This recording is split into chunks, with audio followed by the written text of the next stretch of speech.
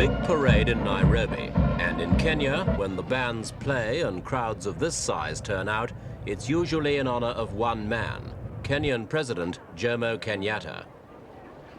Ladies and gentlemen, many years have passed since it was decided to declare and to commemorate Kenyatta Day as a symbol of national unity. This was the latest Kenyatta Day, celebrating the president's arrest 24 years ago by the British, who then ruled Kenya. In the years since then, this remarkable man has developed from an obscure anti-colonialist leader into one of the foremost statesmen in Africa today.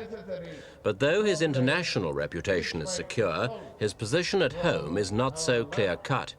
There's uncertainty about who will replace him, and there's muffled but very definite opposition to his rule. To his many supporters, President Kenyatta is a revered, unassailable figure, a father to the nation, just as he is to his own extensive family. This was the recent wedding in Nairobi of one of his nephews.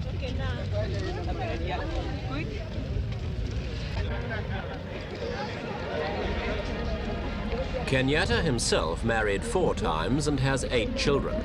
Multiplied by marriage and with fresh generations added, his family is now at the very center of Kenya's social and political structure.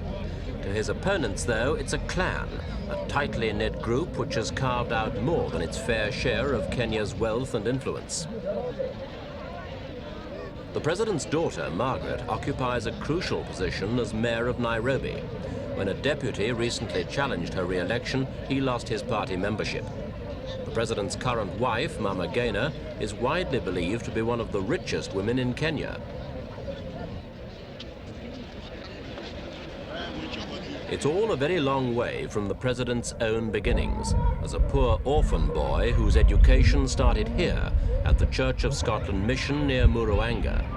In 5 years here, he became a Christian and learned to read and write. He was a sickly child, and while he was here, he underwent an operation on his spine, which probably saved his life. He later studied abroad and spent many years in England, marrying an English wife in 1943.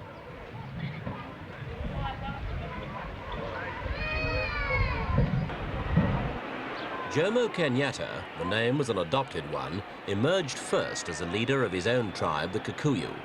He denied any involvement with the terror campaign of the Kikuyu-dominated Mau Mau rebellion of the 1950s, but he was nevertheless imprisoned for 7 years. Britain released him in 1961, hoping his countrymen would pay little heed to this old man. He was then over 70. But the wind of change was already blowing over Africa, and in 1963, the British withdrew completely from the former colony. When they did so, the man they left in power was Jomo Kenyatta, the country's first premier and already revered as the father of the nation.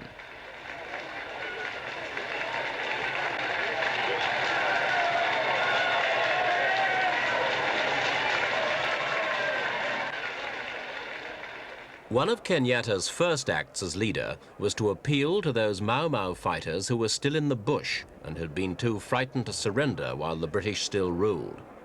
Kenyatta assured them he understood their grievances and would put them right. Most of those grievances concerned land. Under colonial rule, much of the best land in Kenya had been reserved exclusively for white settlers. Africans could work in these areas only as laborers. The Mau Mau rebellion began because Kikuyu militants saw themselves disinherited from their traditional tribal lands, and they directed their chief violence against those who had installed on those lands a Little England of lush farms and large houses. In the last few years before independence, the colonial government began to admit Africans to the European areas. When Kenyatta came to power, he speeded up the process, though he didn't drive the Europeans out. Those who wanted to leave were bought out, and their estates divided into small plots and redistributed among landless Africans, many of them Kikuyus. The process is still going on, although there's a tendency now to turn the land over to African-run farming cooperatives. Agriculture is by far Kenya's biggest industry, providing most of the country's exports and employing 3/4 of the population. In trade, too, Kenyatta has moved to increase African participation. It began in 1969 when non-Kenyan traders, most of them Asians holding British passports, had their licenses withdrawn. It provoked a panic exodus of Asians, but those with Kenyan passports were allowed to stay in business. Last year, the policy was stepped up when foreign-owned companies were ordered to be sold to Africans. African businessmen now get loans to help them buy such companies, as well as priority over non-Kenyan competition for government contracts. Another government agency, meanwhile, concentrates on training Africans in a wide range of industrial skills. The declared aim is not simply to provide factory hands, but to promote a new class of African entrepreneurs. About 1/4 of the students now go into business on their own account after completing the courses.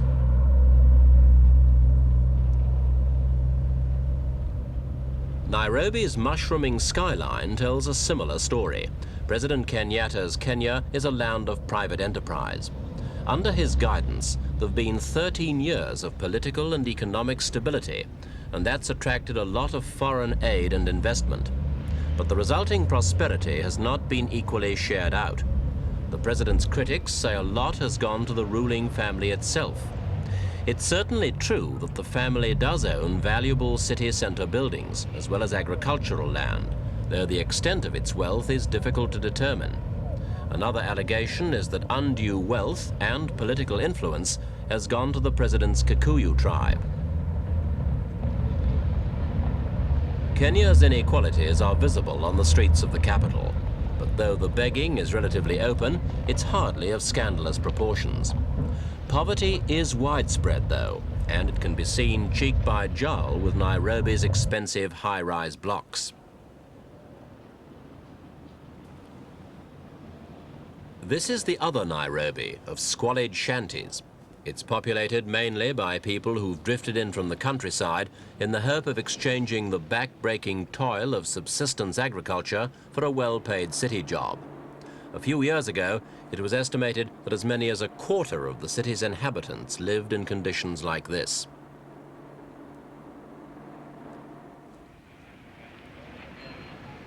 Nairobi's population is increasing by nearly 40,000 a year, and by the end of the century, 1 million people could be looking for jobs in and around the capital. On current estimates, fewer than 2/3 will be able to find them. Unemployment has been a national problem for years.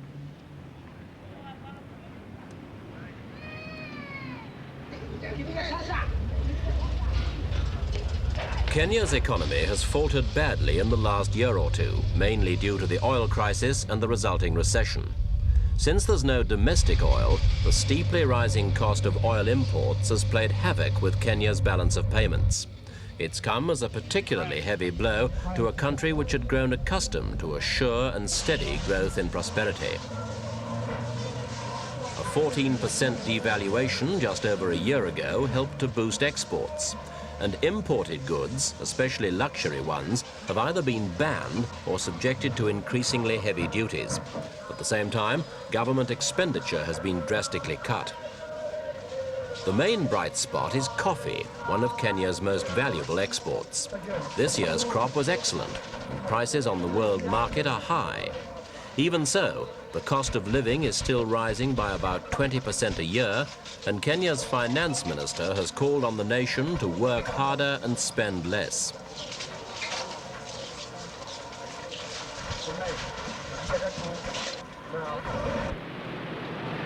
Another cause for optimism is the tourist industry. 1976 was probably the best year yet. The government's now set up a special department to improve wildlife conservation and persuade Kenyans to recognize its vital importance to the nation's economy. On the political front, Kenya's progress has been mixed. The country is a parliamentary democracy with nationwide elections. Many aspects of the system were modelled on the Westminster pattern, but since 1969, there's been one important exception. Only one political party is allowed, and that's KANU, the Kenyan African National Union, founded by President Kenyatta. The system has contributed a great deal to Kenya's political stability. But critics of the regime claim that it's only done this by stifling any real political opposition. Coupled with the allegations of Kikuyu favoritism, it's produced bitter resentment amongst some Kenyans who feel that the right to vote is not by itself any guarantee of democracy. It's certainly true that serious political opposition to Kenyatta has never been easy. Oginga Odinga was the country's first vice president and once a staunch colleague of Kenyatta. But in 1966, he resigned from the government and formed his own opposition party. It was banned, and he and his supporters were imprisoned. Although he's now been released, his career as a national politician is at an end. Civil servants are now helpless prisoners. Tom Mboya was Kenya's brilliant Minister of Economic Development, who was tipped as a successor to Kenyatta himself. Like Odinga, he was a member of the Luo tribe, and his presence in the government did much to maintain tribal harmony. As long as he was there, most Luos felt they could trust the government despite its Kikuyu majority. But in 1969, Mboya was shot dead by a Kikuyu gunman. His death had a shattering impact on the nation, and the Luos especially felt betrayed and leaderless.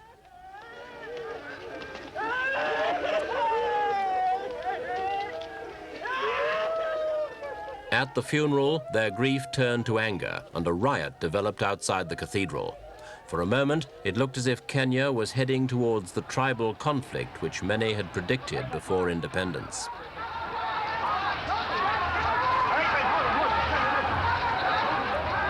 The president rode out the storm, and the assassin was arrested and later executed. 2 years ago, the murder of J.M. Kariuki raised an almost identical storm of protest. Kariuki, known to his friends and supporters simply as J.M., was a former private secretary of Kenyatta who had become a vocal critic of the government. He was last seen alive in the company of the head of Kenya's security police. 9 days later, his bullet-riddled body was found in the city morgue by one of his 3 widows. Although a relatively wealthy man himself, Kariuki had campaigned for years on behalf of Kenya's poorer classes. In Parliament, as an unofficial opposition leader, he'd called for wide-ranging social reforms and had accused the government of installing a new African elite, which was no more interested in redistributing the nation's wealth than the colonial regime had been.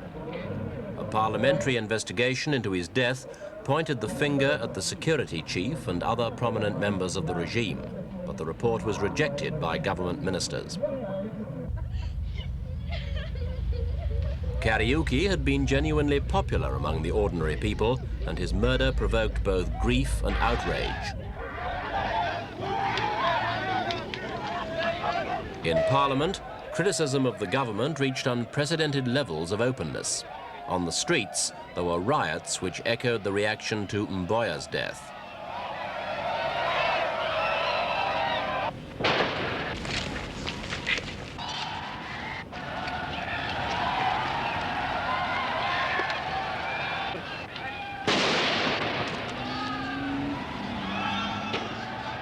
The riots, though, were soon quelled, and it wasn't long before Parliament was restored to its normal, respectful attitude. Several MPs who had openly supported the critical report on the murder lost their jobs. President Kenyatta has since made it clear that he intends to crack down even more harshly on any dissidents. The hawk, he said, is always ready to swoop down from the sky. He certainly means it, for as far as he is concerned, attacks on the government are irrelevant to Kenya's problems, and they serve only to weaken the nation's resolve. It's not an atmosphere in which a natural successor can emerge. The president is now at least 85, and though he's in remarkably good health, he clearly can't go on forever. And the question of his successor is now an increasingly worrying one for Kenyan politicians of all shades of opinion. There are many men of the necessary caliber, but few have had the chance to attract national support. One contender is the current Vice Premier, Daniel Arap Moi.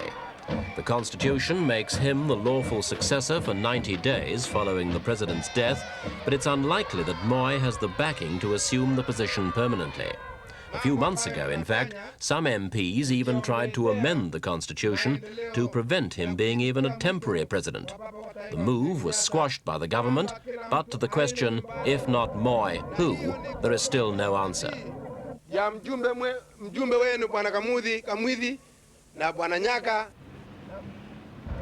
For the average Kenyan, the succession is less of a burning issue, overshadowed by the more immediate problems of the cost of living and so on. And in recent months, the external threat from Uganda has done much to unite the nation. But underneath, tribal tensions still run deep, and those tensions will certainly emerge in one form or another when the moment finally comes to choose someone to replace the country's first president. Whatever his critics may say, President Kenyatta has for the past 13 years stamped his image on Kenya in a way no other single man could have done. And yet, ironically, Kenya's greatest potential danger lies in precisely this close identity between man and nation, and in Kenyatta's own determination to remain the apparently ageless father of his people.